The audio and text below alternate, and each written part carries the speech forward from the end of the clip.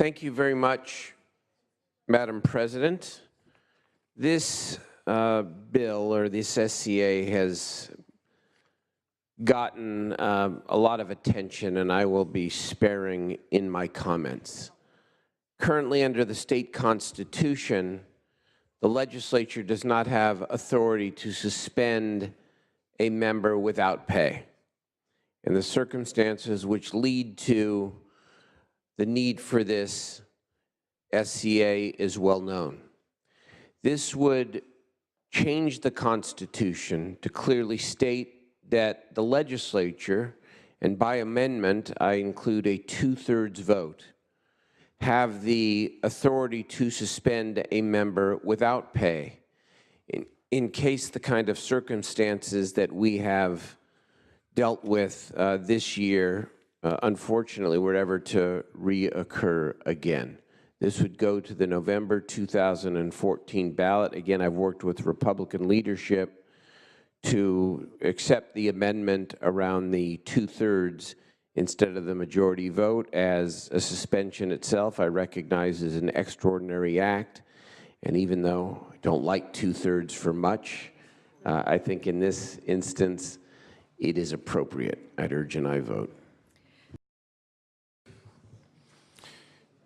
We have millions of Californians right now who are paying taxes and have no representation in the state Senate. And this amendment would say that like our forefathers, the revolutionaries, who believed that taxation without representation was tyranny, this would alleviate them by not forcing them to pay taxes for government that they've paid for but won't be receiving.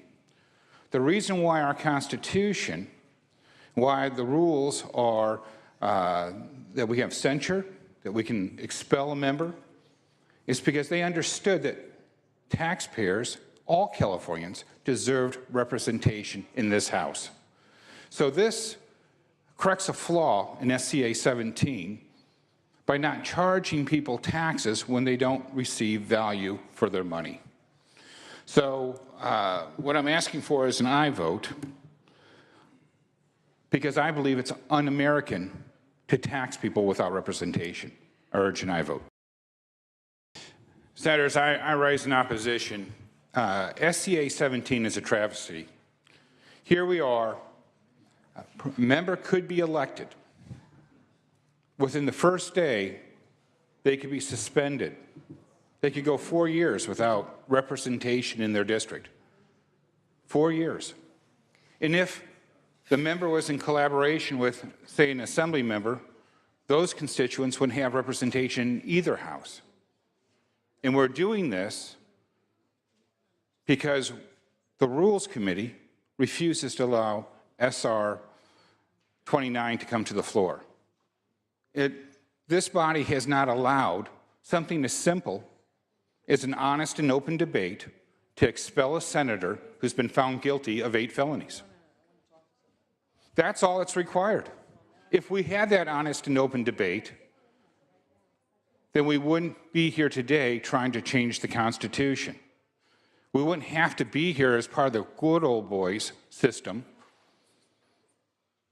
protecting members because we believe senators are above the law. We're not above the law. We shouldn't have to change the laws because the majority party refuses to allow an honest and open debate. And look, I get it. You can do anything you want. You can table as many of my amendments as you wish. You can hide your votes from your constituents as much as you like. And I can't stop that. But I can speak out when I believe that what you're doing is simply un-American. See, what you're asking for, our forefathers understood was wrong. That's why they included expulsion, because they understood that nobody should go without representation. The other thing is, and I think that it's not hard to understand, anybody watching our proceedings can see that we have a history, a pattern of bullying and abuse that both the pro tem and the speaker have used. We've had members who wouldn't post a vote because they thought it would hurt their district being simply moved overnight across the street and not allowed an office inside the Capitol. We had 3 senators who were locked out of their offices. Their staff couldn't get in, they couldn't get in, and it's bad enough that their constituents didn't have those services that we are offered.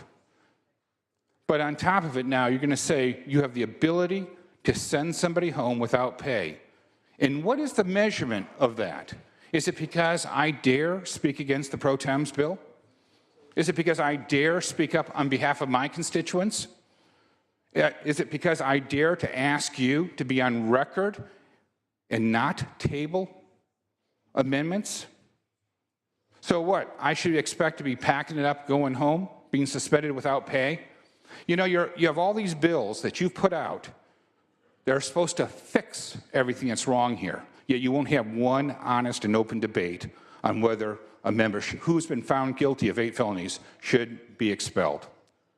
So we're going to run all these other bills later on this floor to analyze whether this is in the best interest of Californians, supposedly to clean the stinky house of all the corruption. We're going to lower what the gifts are. We're going to limit when someone can donate to you. We're going to do all these things. And I would submit to you that no donation of $4,100 will have as much influence, much chilling power over another member as being suspended without provocation. Because after all, that same provocation would have been enough to have a vote to expel that member. And if we did expel that member, their constituents would have a vote and they would have a replacement, somebody to represent them.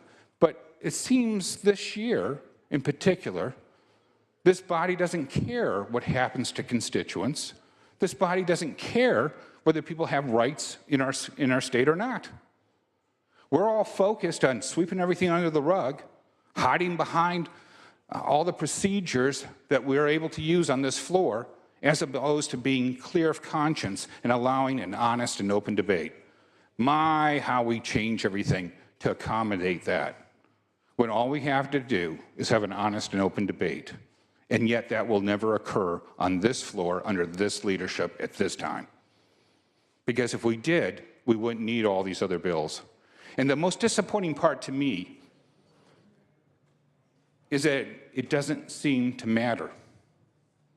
That, you know, we all come up here with the best interests and the best things in mind of how we want the future for our children. And yet what no country's been able to take from us through force, we're going to lose with a vote in our Constitution. I think it's wrong. I think we're going down the wrong path. I think we should do better. We deserve better. Our constituents deserve better from us. This isn't about punishing members or disallowing them from votes because we don't believe that they belong here. This is plain and simply a power grab using a crisis to get there. And I think it's wrong, and I urge a no vote.